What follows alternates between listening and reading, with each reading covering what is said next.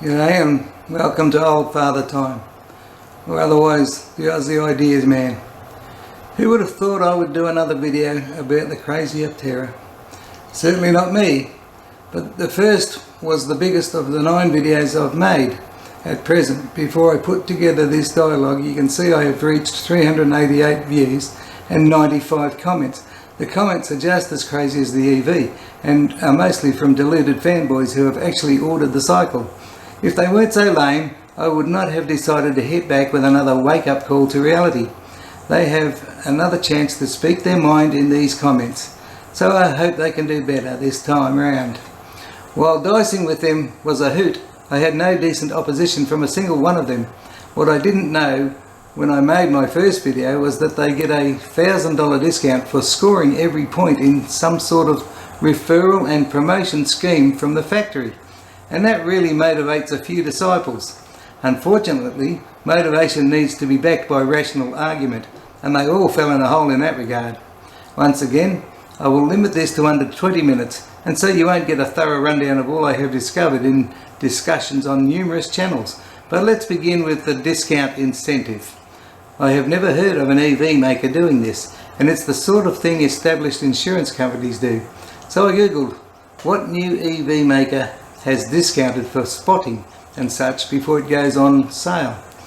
I got bored finding none after 3 pages of results, so I'll let the Aptera fanboys give me some examples. While it's mighty strange, my concern is that it gets brainless plebs to advertise with them absolutely free if they never get to buy it. It's a good plan when you don't plan to build anything, and something else to be wary of.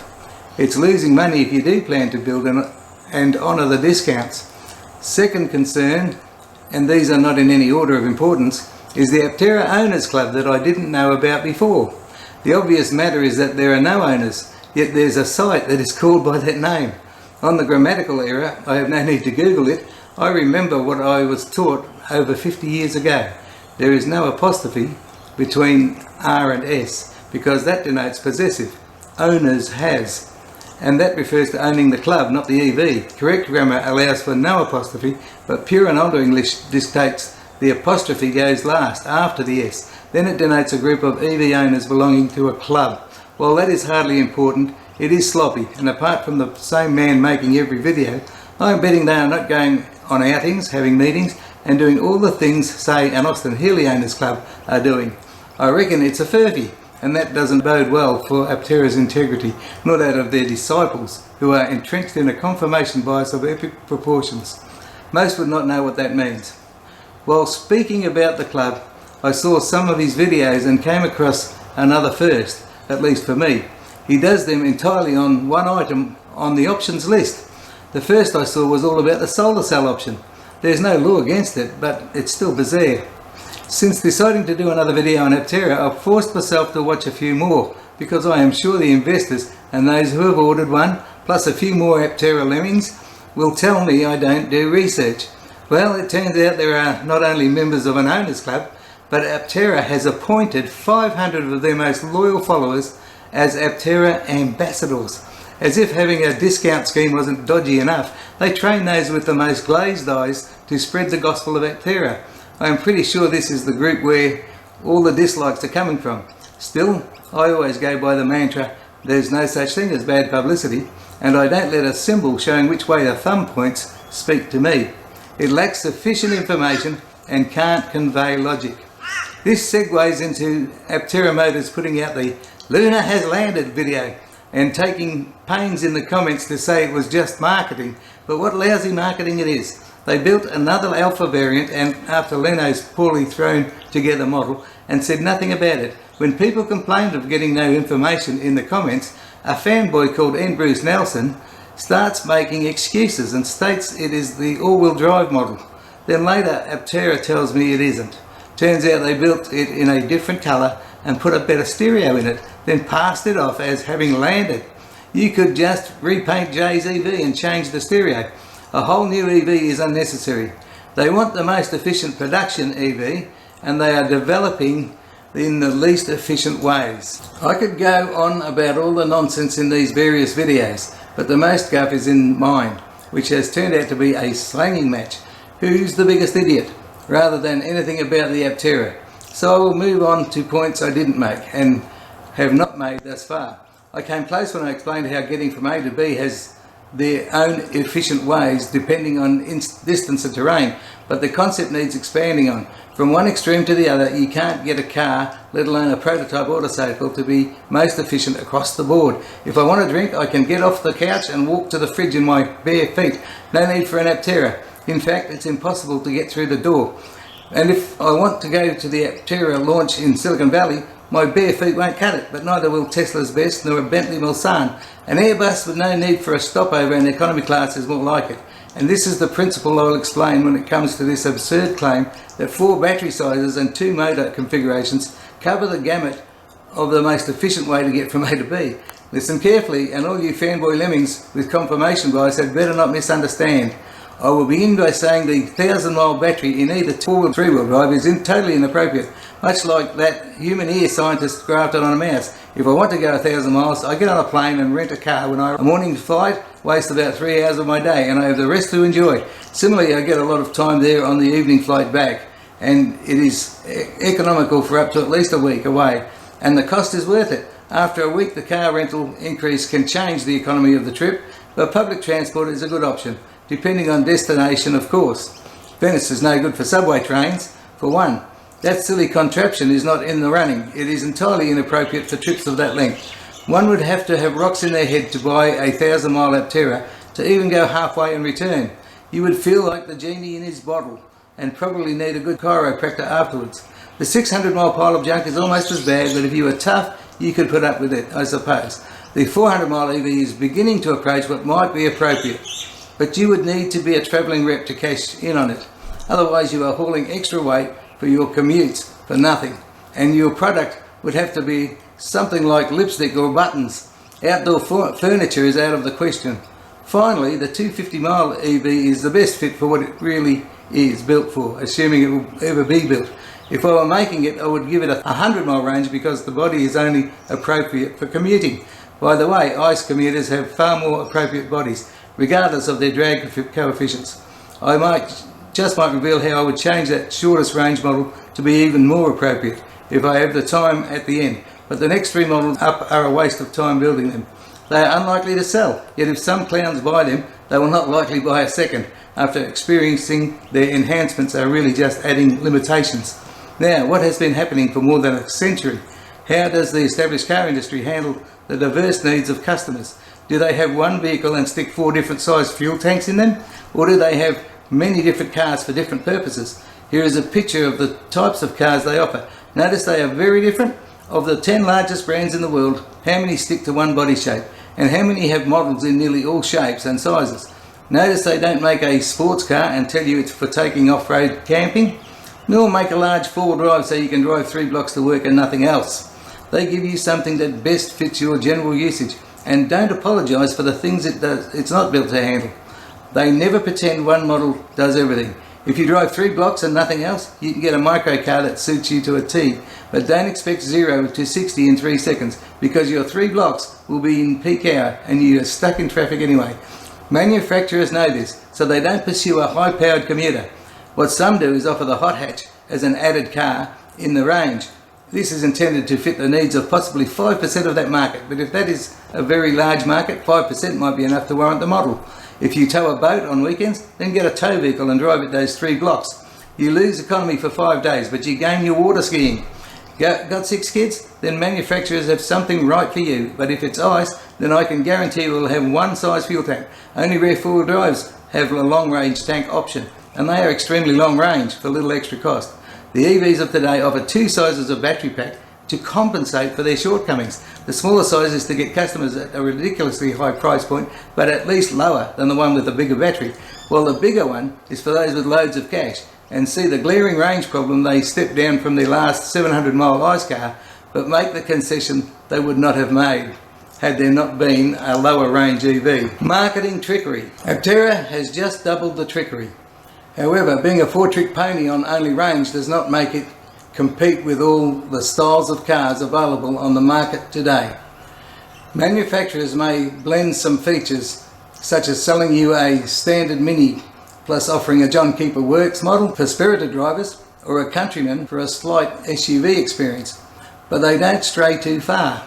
If you want something more specific, they have all sorts of BMWs to offer, and none will be a Goldilocks fit for you. Buyers of Aptera will have to put up with Baby and Papa Bear's items with such limited choice. And while VW can offer you a full camper version in its Transporter, the Californian here in Oz, Aptera has a fly made of a kid's tent material and calls it a camper. It's a $20 item that has a $400 option, or thereabouts, and clearly another gimmick for the gullible. Now, the Transporter has 8 seats and no camping gear, but if you opt for the California, the gear replaces most of the seating. Their eyes. Here's a picture of my SLK 350, which I regard as near perfect sports convertible for all its features. But when I pick up furniture or garden products, I take my Citroen C5 and sometimes have to borrow the Mazda BT50 that's in the family. The Merc is never an option, nor is it ever going camping. My longest holiday in it was Brisbane to Townsville, and that was an emergency change of plan when Jetstar couldn't get me a rental car due to COVID. It handled it well, but if I didn't take long drives, it would have been a real ordeal. But it would have been a cancellation of the journey. The distance is that magic 1,000 miles each way. I would cancel the holiday before I took an Aptera up there. It's even its longest range model. Nothing could be more impractical. The 3 other Apteras, not considered of course.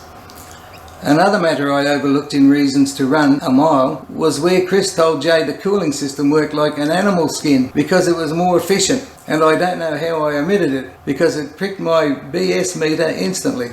Well, I did my research this time and have to challenge Aptera Motors and all of its deluded disciples to explain both. 1, what makes it skin-like, and 2, how is it more efficient than a radiator? Here's the 1 minute and 3 second cartoon Aptera Motors provides, which tells us it has coolant channels through the skin. Radiators have coolant channels, so it's more like a radiator, but with one big bugbear. All the radiator channels are open to the outside air by having a hole in front, like the jet plane they drew. Air is forced all around the channels, which is pumped around the engine for convection to take place. If the car isn't moving, a fan kicks in to imitate movement. Animal skins have pores, and inside the animal has sweat glands. There are no channels, but sweat passes out through the pores and sits outside the skin where the atmosphere evaporates it, and thereby cools the skin. The body then cools by convection without pumping and having no need for movement and an artificial simulation of it. Clearly the channels in the body are more like those in a radiator, but how can that be more efficient? The body blocks the coolant in the channels from direct air, much like putting a glass pane in front of a radiator. There is no fan for when the EV is stationary, and importantly, there is no empirical data provided to explain why the system further removed from the air can be more efficient. It doesn't even explain where the channels take the cooled air. They can reach the battery pack, but it is evident they don't go to the motor. Chris told Jay in his question about that, the motors stay cool enough. Was he just saying it by magic? The animal skin claim is absurd, and the logic doesn't stack up when you see the alternative radiator. So there's the challenge to Aptera, their ambassadors, the owners club members, and every other deluded and conned disciple. Explain how the system is better than radiators in cars. My BS meter tells me it is one more of many gimmicks and definitely unproven. On that note, EVs have dash information telling the driver they have 65 of their 225 kilowatts available when thermal throttling kicks in. But did Jay's dash tell him he was on reduced power? In his short drive, did he ever know what was going on? He may never have had the 140 kilowatts of the motor's output together on the test bench. There is too much Aptera Motors is not telling us. Yet fanboys insist they are completely transparent and full of information. Nothing could be further from the truth. It appears I have enough time to suggest a version of Aptera that would be the most appropriate for what it is best suited to, given its better features, and not wanting to be something that does everything. It won't be the Swiss Army knife of EVs, but it might get a large customer base. The thing it is most suited to is a commuter, so make it do that best and sacrifice some of the things it does as a prototype. I will talk through it first and may yet attempt to draw something, not sure at present. To begin with, I would concentrate on that cheapest use of propulsion and throw away speed and acceleration to make it even cheaper. I would recognise that it is an autocycle and ditch the pretense of it competing with cars. Make it the best autocycle you can buy. So, since most people drive to work alone, make it a single-seater. If it gets a following, a front and rear two-seat configuration can be added to the lineup, but not straight away. Now, logic is going to drive the design, not maths or science. Customers at least try to buy on logic, and very few get out the slide rule or run it through the lab. Therefore, the narrower single-seat frontal area puts the wheels back inside the shell. No outboard wheel pants. To keep it even narrower, fix the wheels in a straight line and switch turning to the back wheel or wheels. More likely wheels, but having a narrower track than the fronts. Now, make it much lighter by having 1/4 the battery pack of the smallest model and one motor driving the rear wheels. It could even be smaller and less powerful than the ones Aptera uses. Make it lighter by shortening the length and having one door, not 3 access points. And here's where I should patent this. The rear wheels can be about halfway between the front track and the centre, where the Aptera. This highlights the great danger in cooling batteries and has nothing to explain how Aptera is doing it. I pick up on 2 points. First, it says Aptera has not yet developed it, which I have not heard Aptera claim. And if that's the case, why are they putting people in them and driving them? Will they explode any minute? Secondly, they say Aptera are going to have a radiator system as well as their skin system. Again, Aptera have not said there is a radiator in their prototypes, nor that production models will have them. This is a continuation of conflicting information that is common among most of the features of the silly machine. Come on, fanboys, tell us what you know about how the system works. Let's see if you are all up to speed, and more importantly, on the same page. Bye for now, and stay safe.